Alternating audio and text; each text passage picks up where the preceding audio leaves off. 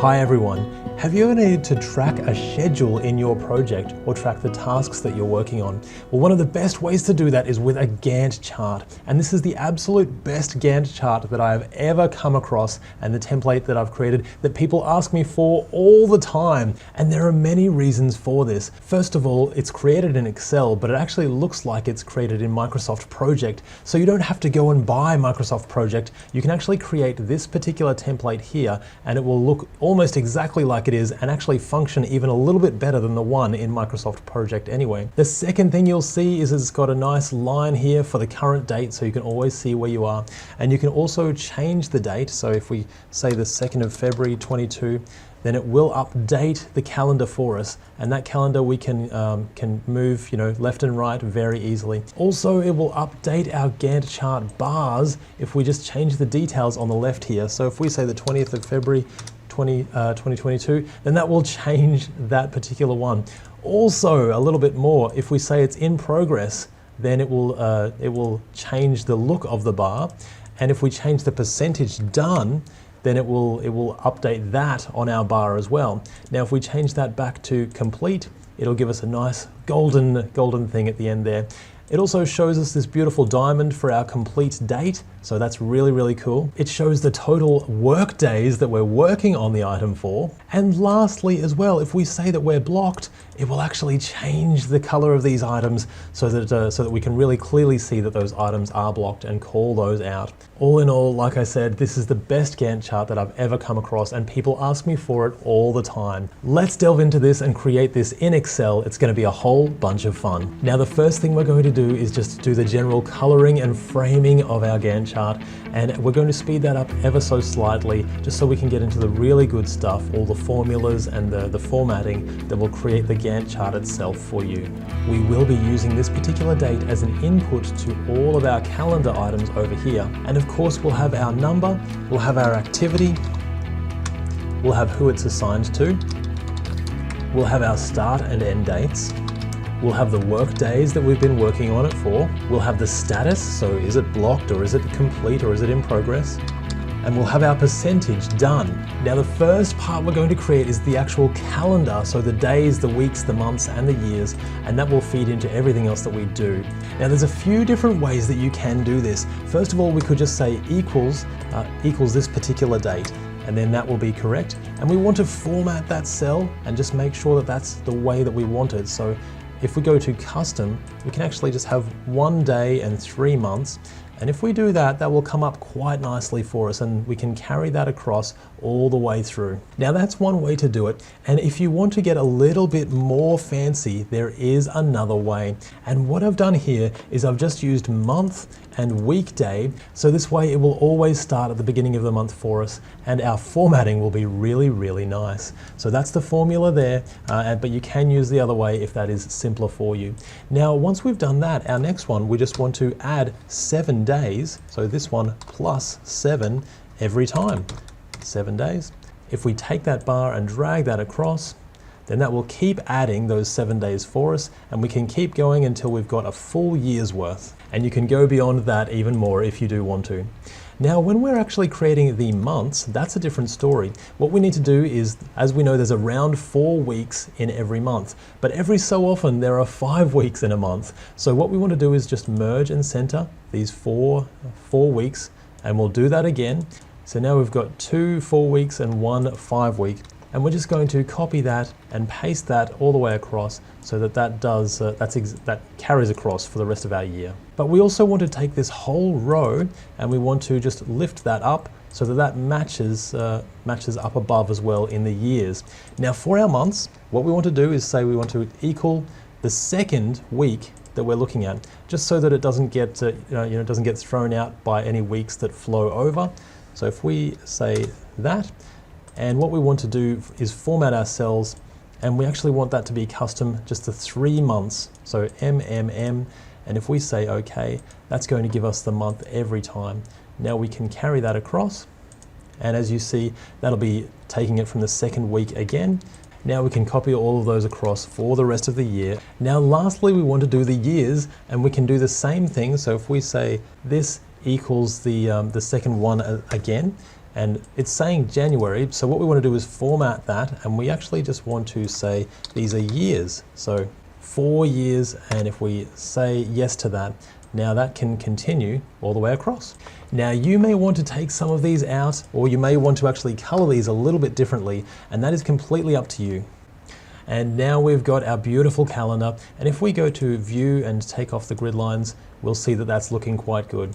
But we actually want to put some of those lines back in, so for our purposes we're going to select all of this, and we want to just go to more borders. So for more borders, what we can actually do is maybe some nice light lines, and we can make them all the way through. And now that's starting to look really, really good. Let's do the same for the other parts of our table really quickly, again using the More Borders tool. Now that we've got that, let's do our incremental borders for inside our Gantt chart as well. And we'll just make those a little bit lighter. We'll put some of our activities in and some of our numbering. And when we do that, we want that to be over to the right. So we'll make all of these over to the right. And we just want to increase the indent just a little bit so that that looks really, really nice. Let's do it for the other one too. Make sure that that's good. Now we've got our dates. So we can place our dates in here, but we want to format these cells so that they are, so that they look in the right way that we want them to. And we just got 1D, 3 M's and 2 Y's, so day, month and year. Or you can change this if it's an American date for you, you can obviously do month to day and then year. Now we want to figure out the exact number of working days that we're going to be working on these particular items. So let's color this first of all, just a nice, we've got our normal color. Let's make it a darker color for us here, maybe with the text a little bit white. But the formula that we want is going to be this. So we're going to use network days to figure out just the number of working days between the start and the end date. And also, if that area is blank, then we don't want to return anything at all. So that's just another little trick so that so that it still looks nice at the end of the day. We can copy that all the way down. And as you can see, the ones without anything in them don't show up at all, and that's exactly what we want. Now we actually want to use a drop down for our statuses. So what we want to do here is, first of all, just put the status list down the bottom of our Gantt chart. So we've got not started, in progress, blocked, and complete. Now for these particular sections, we'll select the whole column, and we want to go to data, and we want to say data validation. So I'll just go there again, drop down, and it's data validation is what we want. We want to allow a list, and the source of that list we actually want between these areas here. Select those areas that we've put our list items and click OK. Now that we've done that, we should be able to select from in progress to blocked to complete and any of those that we want for our particular Gantt chart. Now, one other thing we want for this is just to do some conditional formatting for our blocked statuses. So when we say conditional formatting, we'll say a new rule, and we want our format only cells that contain specific text, and we'll say that they are blocked.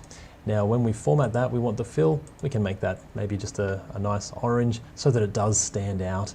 And if we say OK and OK, then when we say that our item is blocked, it should change. There we go, that's looking really, really good. And that will stand out for all of us so that we can see when something is blocked and we need to swarm around it and problem solve. Next, we're going to put in some percentages. And as you can see, a percentage is between 0 and 1, so 0.9, 0.4. And we just want to format that correctly as well. So if we just click on the percentage button up here, then that's going to change it for us. And now we've got beautiful percentages for the percentage complete. Now that's going to impact our Gantt chart, and it's time for us to get into that Gantt chart now. First of all, we're going to select the top left one, and what we're actually going to do is say if the end date, so if the end date matches the current date here, then what we want to return is a U. And if there's nothing, so if it doesn't match, then we just want to return nothing, so blank text. And we want to return a U for a very, very important reason. And that is we're going to select the Wingdings font. Now, a U in Wingdings is that beautiful diamond shape that we saw. So if we select this and put this all the way across, there we have it. Now we can see that's the actual end date. So that's the date that we're expecting, and it shows up nicely on our Gantt chart. Let's just select the whole area and put that in the middle and the center. Maybe reduce the size ever so slightly, but not too much. And now we can see that beautiful diamond shape. Let's select all of these and drag them down as well. And now we have all of the different end dates for our particular items. So how cool is that? That's the first step. Now let's get to putting our Gantt bars in. First of all, let's put the actual today's bar in. So what we're actually looking for is basically whether today equals this particular bar. And so once we've got that, that's going to be our conditional formatting. So let's take that, let's select all of our area. We'll say new rule, and we'll say use a formula to determine. So here is that formula again, just starting with the top left, and K4 is that first date that we're looking for. So we actually want this border, we want a border, nice left-hand side border, and the color can be a nice deep green, I think, so that we know that that is our day. And if we select OK, and OK, then now, as you can see, the day that I'm filming this, or the week that I'm filming this. So how cool is that? That's our first step. Now let's do the bars. And the first bar, again, let's just showcase how we will do this. This is the formula here. And what we're looking at here is if we've got our start date and our end date, and if that actually matches up to one of these weeks, then we want to color that particular bar, so that particular bar here. So we're going to use this formula, and we're going to use it for our conditional formatting. Again, we'll select the whole area. We'll go to conditional formatting, new rule, use a formula to determine, and put that particular one with and weekdays in it. We want to format this maybe to, what sort of fill shall we have? Maybe more colors, maybe a nice light blue. You can choose any color you like, of course, but if we click OK and OK again, then now we have our bars automatically filled out according to the dates that we've selected on the left-hand side here. How cool is that? But we're not finished yet because we want to see the percentage done, so we want that to be accurate as well. Now for our percentage complete, it's a little bit more complicated, and we're going to use the AND function and the weekday function, and we're going to multiply that by the percentage done, so between the start and the end, and then multiply that by the percentage done, so 40%, and that will give us the amount of bars that we want to according to that percentage complete. Let's turn that into our conditional formatting. Now we'll make this a little bit darker so it does stand out, and if we select OK, now we can see, and you can change that to be any color you like as well. So we might change that color just a tiny little bit. But we also want to see when an item is complete. So let's look at our complete formula here. So we're going to use the AND function as well. And basically, if it equals that date and the status also equals complete, as we've got here, then we're going to color it that nice golden color. So we'll take that formula and let's use that for our conditional formatting. This is the formula that we'll put in here, and we'll put like just that nice golden color here. So if we click OK, now as we can see, the ones that are complete have got that beautiful end date for us, and we can change that to in progress and it changes back, or we can change this to complete. Oh, that one won't show up. Maybe this one is not blocked anymore, and now it's complete instead.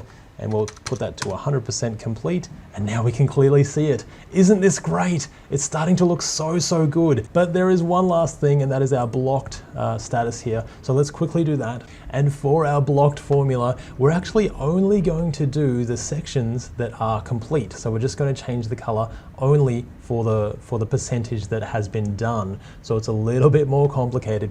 But as you can see, we're looking for the word blocked in our status, and if that's the case, then we're going to match it up with between the start and end date and see if that matches the date on here. And if it does, then we're going to color in between the percentage done from start to the end of the percentage done. So using this particular formula again, if we select that and go to our conditional formatting And what we want is, maybe we want that to be that orange color as well. Now if we click OK and apply, now we can see the one that is blocked. Here it is very nicely. So that's great, that shows us very, very clearly. If we change that to be in progress, that changes back for us. Now let's say this one is now blocked. That's going to change it to be blocked, and we can clearly see it, and everyone can see that it's blocked, and we need to get around there and really try and figure it out. One last thing, let's select K6, go to View, and let's freeze the panes. And now when we scroll down, we can scroll down as much as we want, and we can also scroll across as much as we want. And now you and I have created this amazing Gantt chart, something that will really, really impress your team, impress your bosses, and basically will have everyone asking you, where can I get this so that I can use it for myself? I hope you take it and create something amazing in your own organization, in your startup, in your business or your company. I've really enjoyed spending the time with you, and I'll see you in the next video. Bye for now.